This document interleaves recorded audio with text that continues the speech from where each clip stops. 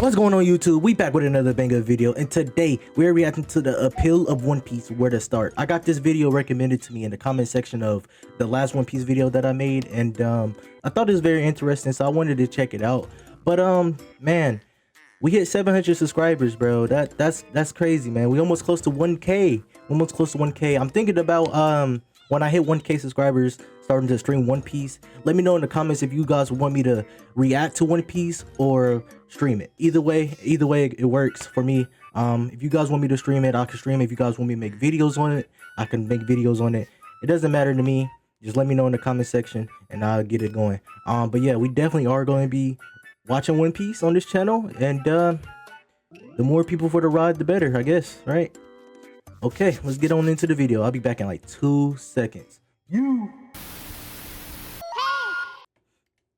Cast across this channel.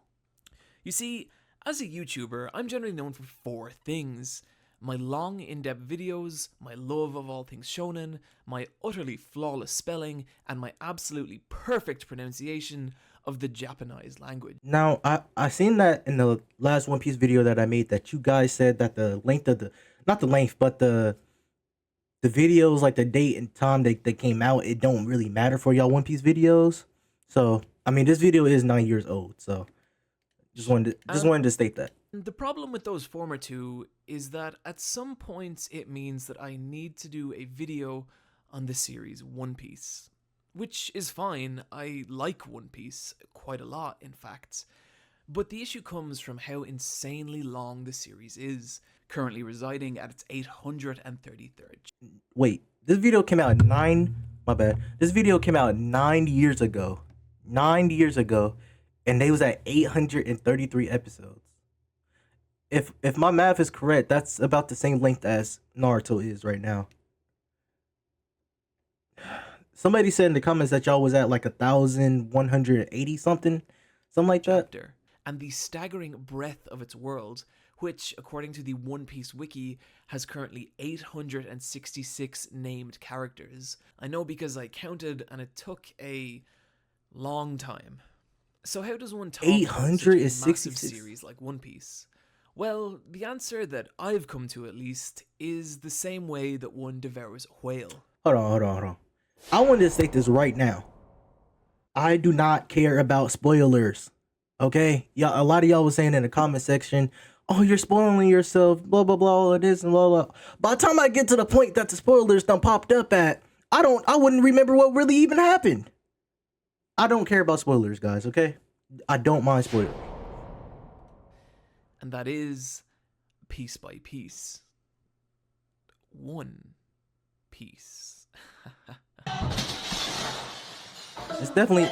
Fuck no, that's not good. And so, what we're going to do here today is that rather than go straight into a full-blown why you should watch... It definitely is an older video. Which, don't worry, we will get to, is to first put out a shorter video covering what I consider some of the broader structural aspects of One Piece, which will then free us up and allow us to take a much deeper dive into the characters and themes later on. What was y'all doing 9 years ago? Friends, please sit back and relax and consider this an entree with the main course still to come. And let's discuss the appeal of One Piece.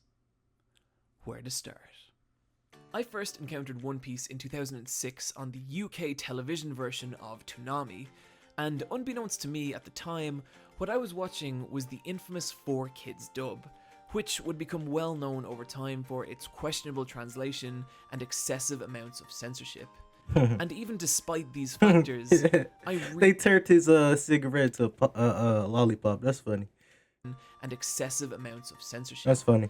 And even despite these factors, I really came to enjoy the adventures of Nami, Zoro, and of course Luffy. The series had a unique playfulness to it that made it stand out from other more stoic series I'd seen up until this point, like Bleach and Dragon Ball Z. And even in the show's more dramatic moments, there was always a tremendous amount of fun to be had. Of course, as I watched the imaginative pirate adventure on my parents' old TV, what I was completely unaware of was what a world-shattering phenomenon I was actually dealing with. That revelation would only strike me several years later, when, on a trip to Japan, it became obvious what a massive deal I want to go to Japan one day, man. was. Around every corner in every shop seemed to lie another new piece of Straw Hat Pirate merchandise. Luffy and his ragtag crew were everywhere on. One thing I can say about One Piece, y'all do got a lot, and I mean a lot of like action figures, like merch, clothes. Like y'all got so much stuff when it comes to One Piece. Like it's everywhere. Every store, almost every store you go into is something with One Piece. It don't matter what the store is about. I promise you, it's crazy. One Piece branded bread, One Piece bath salts, even entire One Piece branded shops. It was incredible to see how what I thought was a simple show about pirates utterly dominate the mass consciousness of a single country. The closest thing I could liken it to was the Simpsons mania of early 90s America. That's pretty This accurate, was, yeah. of course, before I started looking into things like global sales figures and weekly shonen rankings. And if I had, I would have known things like the fact that One Piece has sold over 400 million units worldwide, making it the third biggest selling comic in existence, recently beating out Spider-Man for the number 3 spot, leaving only Batman and Superman ahead of it. A anime manga beat actual comics? It beat Spider-Man? That is crazy. That is, And wow. even then, in 2016, Batman sold 1,859,956 units, and Superman sold 828,069 units. And you could even roughly double the sales of both series by taking into account all their offshoot titles. And it still wouldn't even come close to the 12 million in sales that One Piece sold that same year. And where things really start to get crazy is that if these trends were to continue and One Piece were to run for another decade, it would nearly certainly surpass Batman in lifetime global sales. And if it were to run for another 2 decades, which for Oda's sake I hope. So around this time, since this was 9 years ago, it's 2026 now. Well, One Piece has been around for another decade by this point, so hope doesn't happen, it would surpass even Superman becoming the biggest selling comic in existence. So, can somebody tell me in the comment section, is One Piece now the number 1 comic since this video came out 9 years ago? No, I'm not saying I think this will happen, but it's a hell of a thing to Because consider. if it is, So, it's crazy he predicted that.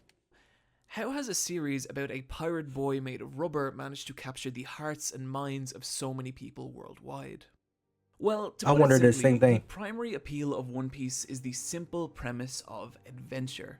And yes, that is also the core concept of countless other shonen series, but nothing really captures the same sense of scale and exploration as the world of pirates.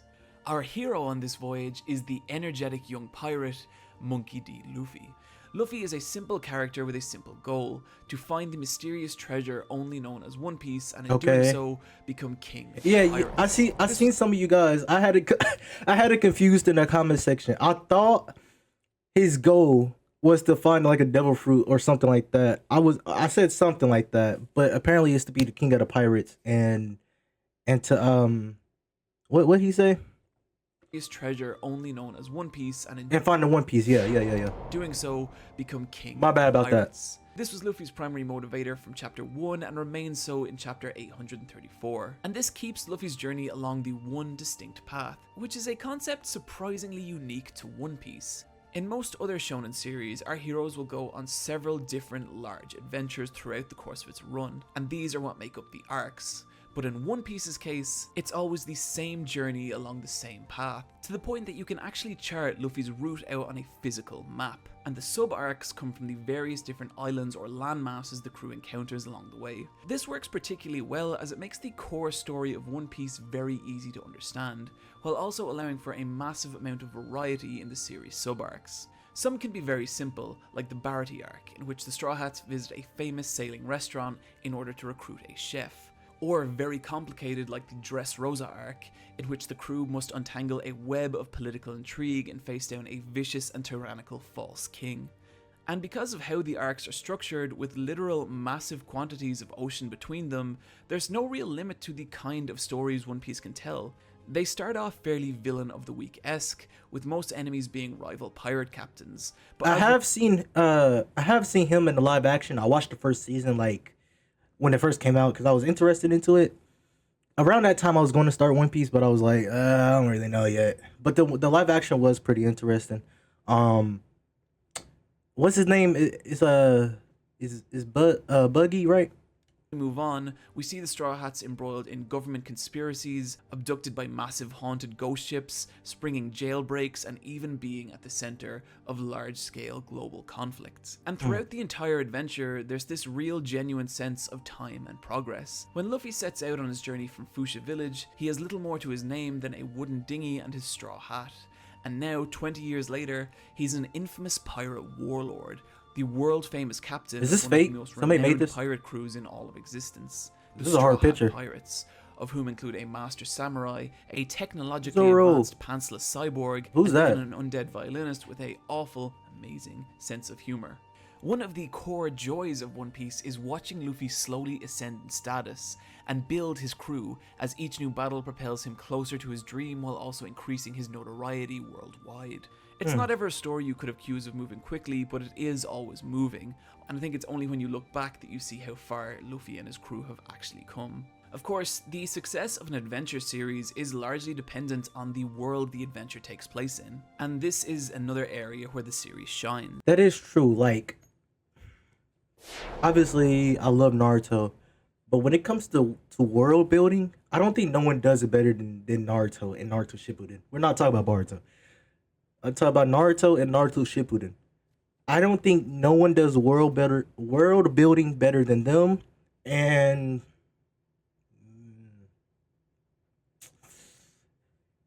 maybe JoJo, they do it pretty well too. If you guys have any other world building animes in the comments like that y'all love, put in the comment section, man.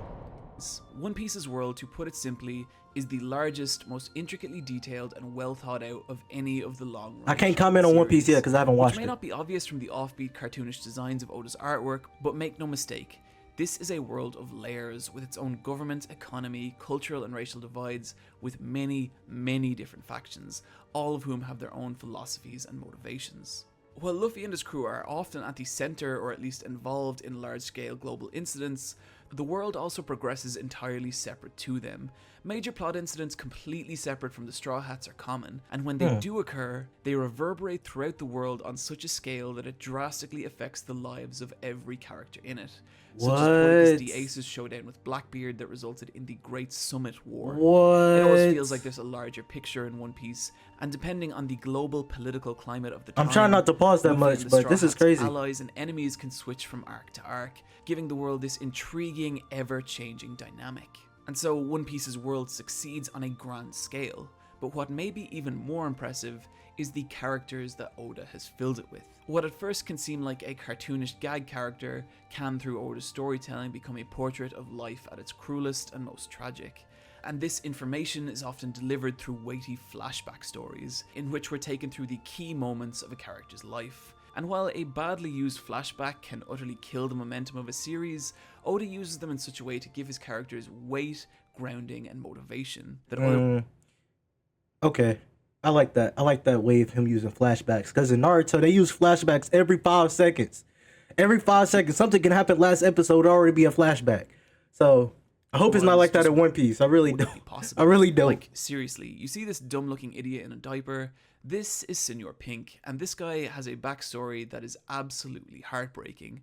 And upon hearing it, it completely changes everything about how you see him. Why is he a baby, though? Moving swiftly along. Actually, no, wait, no. I know some of you out there don't believe me, so we're gonna prove it. Let's do this. Senor Pink started out his adult life as a member of the brutal Don Quixote crime family, where his days were frequently I think I've seen this last video, or brutal violence. Until one day, in the pouring rain, he met a woman who he immediately fell in love with. They got married, had a child, and for a while at least, everything was perfect. Except that Pink was still involved in the Don Quixote family, which he hid from his wife for fear that she might leave. Is that like the mafia or something like that? Him.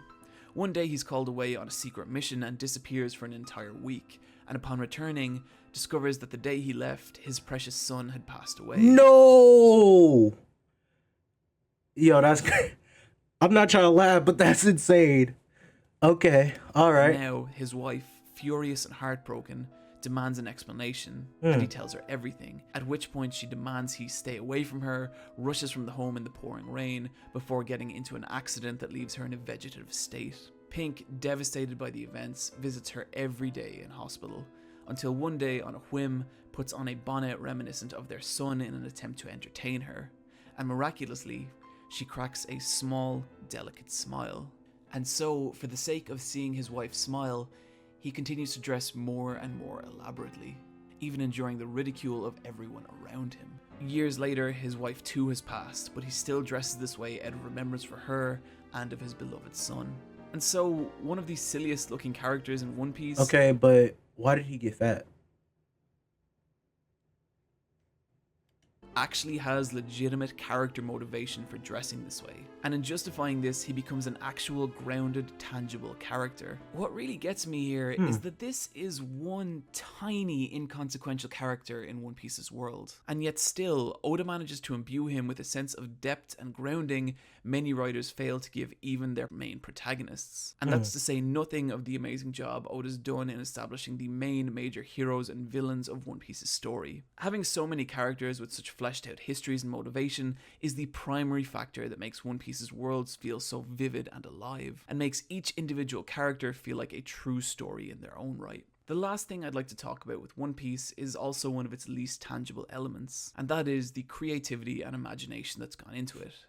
There's always a sense that when reading One Piece, Oda himself is enjoying the world and characters more than anyone. It can be seen in the new and creative ways Luffy uses his at first seemingly limited power. It can be seen in the bizarre visual design of many of the world's inhabitants and the camaraderie that takes place between the Straw Hats, and even in the ever-evolving unique structure of Oda's story arcs. He always seems like an author not striving to hit a deadline, but an artist creating a world and story distinctly of his own vision. This is something we're going to dig a lot deeper into in a future video, but for now, just trust me, simply no one writes a story like Ichiro Oda. So with all that in mind, where should you start? A lot of you guys was saying like the story is crazy in One Piece.